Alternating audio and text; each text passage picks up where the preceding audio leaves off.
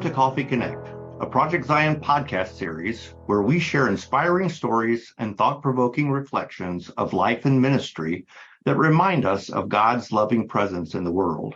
I'm your host, Blake Smith, and today I want to share a reflection called Reconciliation that first appeared in my From the Desk Up blog in November of 2020.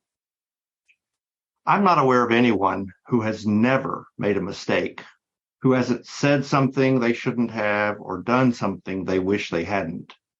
Even those who might be able to claim never having intentionally done something wrong or hurtful have likely said or done something of which they weren't even aware, yet inadvertently caused harm to another individual or group of people.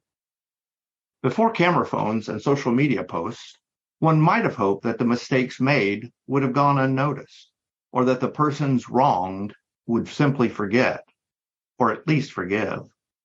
Nowadays, that is less likely because almost everyone has a camera phone, and social media provides a vast number of platforms for people to tag friends in posts they might not otherwise have personally posted, committing mistakes to eternal memory.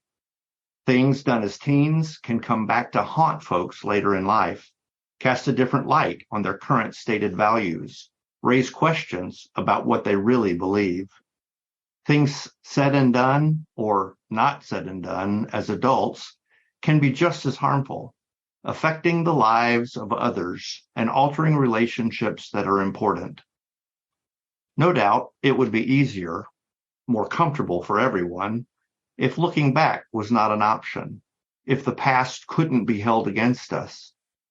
But what if the ability to look back offered a path to healing rather than ammunition to tear each other down? Contrary to popular belief, the lasting presence of information from our past can be a good thing. It requires that we take account of where we have been and the ways we have grown or not grown.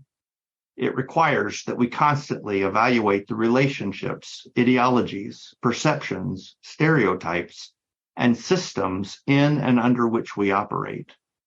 It requires listening to those who have been wounded by words and actions. Sure, what is spoken might not be comfortable, but it can be helpful as long as we remember that we have all made mistakes and stand in need of grace from God and from one another. And as long as we remember that although everyone does not change as they mature, everyone can change.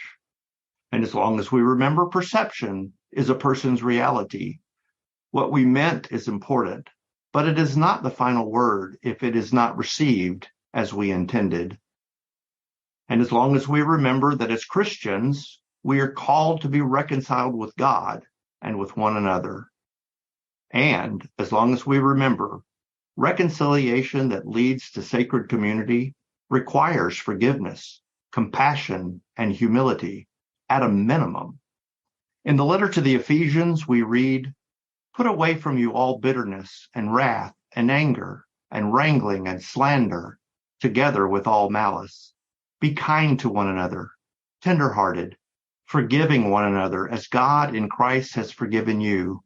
Ephesians chapter 4, verses 31-32.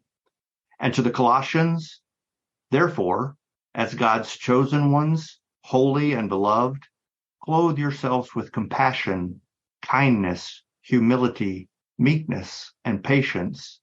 Bear with one another, and if anyone has a complaint against another, forgive each other, just as the Lord has forgiven you. Above all, clothe yourselves with love, which binds everything together in perfect harmony." Colossians chapter 3, verses 12-14. And to the Corinthians, "All this is from God, who reconciled us to himself through Christ and gave us the ministry of reconciliation." That is, in Christ, God was reconciling the world to himself, not counting their trespasses against them, and entrusting the message of reconciliation to us. So we are ambassadors for Christ. Since God is making his appeal through us, we entreat you on behalf of Christ, be reconciled to God. 2 Corinthians chapter 5, verses 18 through 20. May we become ambassadors of reconciliation, being willing to acknowledge those times we have made mistakes, to take responsibility for those mistakes, and to seek forgiveness where we have done harm. May we also be willing to extend grace to those who seek it, so that we might be reconciled to God and to each other.